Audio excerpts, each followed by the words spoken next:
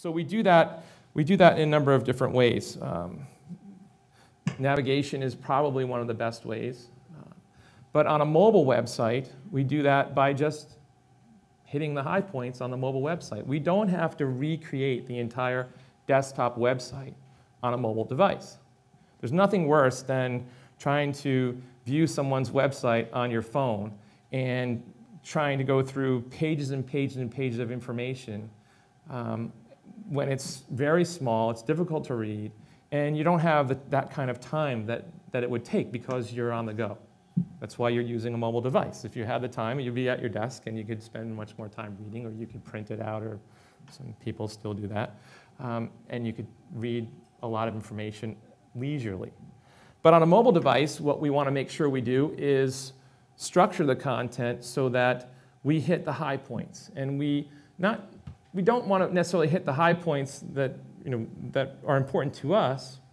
Through usability, we want to look and hit the high points that we think are important to our customer. So I'll give you an example. We have a customer who conducts they have bus routes and they have commuters that travel from New Jersey into New York City every day for work.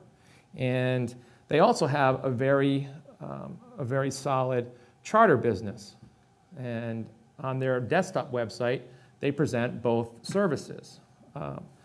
On their mobile website, however, we decided that based on the information that we saw and what we thought customers would really be interested in, was that there was really no need for them to present the charter side of their business to a mobile customer. A mobile customer is more than likely going to be interested in their commuter routes. They'll want to know if the bus is running late. They want to know what time the bus is arriving at the stop, at their stop. But they're not going to necessarily be looking on a mobile device to hire that bus company to take them to and a number of coworkers to a football game, for example. So we were able to restructure their mobile website and just hit the points that we felt their customers would be most interested in. And I think if there's one thing that we take away today regarding the content and how we build both a website and a mobile site, it's that we definitely want to take into account usability, and we want to make sure that we present the customer with the information that we think they want to see rather than what we want them to see. In terms of some other benefits of a mobile site and what we need to do and why we create a separate mobile site, I mentioned the reduced screen size. That's very important. And what we do when we structure a mobile website is that the navigation that we use on the mobile website will be totally different from the navigation that we're using on the desktop website. Whereas on a desktop website, we might have navigation running across the top or down the side. On a mobile website, we don't really have to conform to those norms. We can present the navigation right in the middle of the page and then have them scroll down to get the content or go to another page. But because the format is different, because we're dealing with a much narrower and much longer type of resolution, we just have to make sure we make adjustments for that so that we're presenting the information to them in the best way. Now, along with mobile comes what we call a mobile app. Now, a mobile app, and there was a statistic on the other slide, and I'll just read it to you since we passed it. But over the last 3 years, there have been over 300,000 apps developed. 300,000 in the last 3 years, and they expect that number to grow immensely over the next 3 years as well. Anyone who has a smartphone or a tablet has used an app and understands the benefits of using an app. And so one thing that we have to think about when we're building our mobile website is, do we need an app? Do we need to build an app? And an app can be something that our customers use, and may be something that helps them communicate or interact with us in a better way, in an easier way. The nice part about an app is that we can control the information a lot better in an app, and we can control the experience for the user. It's really almost a self-contained program, similar to the way programs have traditionally been written before the web took over.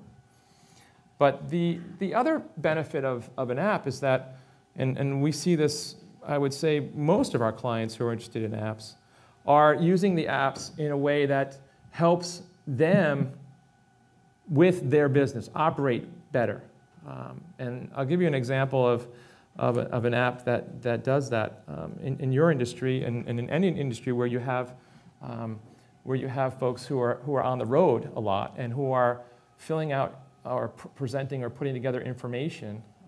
An app can help you in terms of gathering that information in a very quick, concise way, and then sending that information on to a customer or a coworker for approval so that it can get sent on up the chain. For example, if you're out doing an appraisal, I think in a lot of ways the work is done in the field, and then the paperwork is usually brought back and done back in the office, and then it's sent on to the customer. I think that's usually been the traditional way that it's been done. But an app can help you in that you don't necessarily need to take your work back to the office. You can complete the assessment in the field, and through the app you can then send that information on to the next level and on up the chain.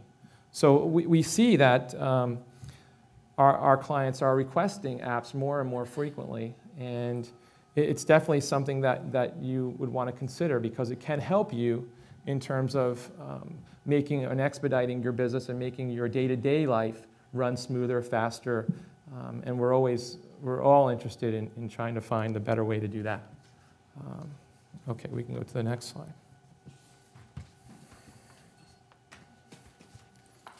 Okay. So again, just some other points about usability because I wanted to just make sure you understood that this pertains both to mobile web and websites. We always want to make sure we design for our end user, for their needs, for what are they looking for. And that's one of the common mistakes that we see in our clients. Another one is that when someone comes to the website, there's so much information on the website, whether it's a website or even, again, as I mentioned with the mobile web, many of our clients, if they have put together a mobile web, which most really have not. I mean, this day and age, like I said, I wasn't surprised that no one here had their own dedicated mobile website.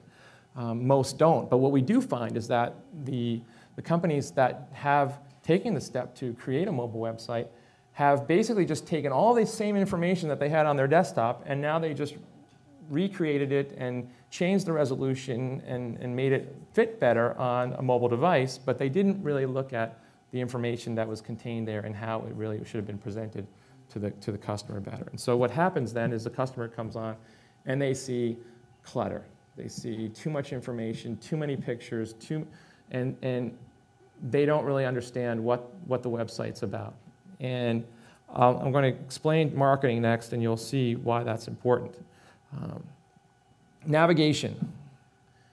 Most of the clients that we deal with do not spend enough time thinking through the navigation of the website and how a customer, how a visitor would flow through the website. And like I mentioned earlier, if we use our analogy that a website is similar to a home, I think it's very important when an architect designs a home, they talk about flow and how people would move through spaces in the home.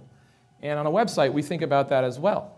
How will the visitor move through the website? It's very important to make sure that, for example, we don't create dead ends on the website where they go and they can't get back, similar to dead ends inside of a home. These are things that architects try to stay away from. So we want to make sure that through our navigation, we allow people to understand where they are, understand where they're going, and understand where they've been. And one of the key mistakes that we see is that our clients don't spend enough time in thinking through the navigation and how someone will navigate through a website. And the same is true for a mobile web. Even though you're on a mobile web, you're presenting a reduced amount of information and not as many pages and not as many sections, you still have to think through how you're moving that person through the content. And that's very important.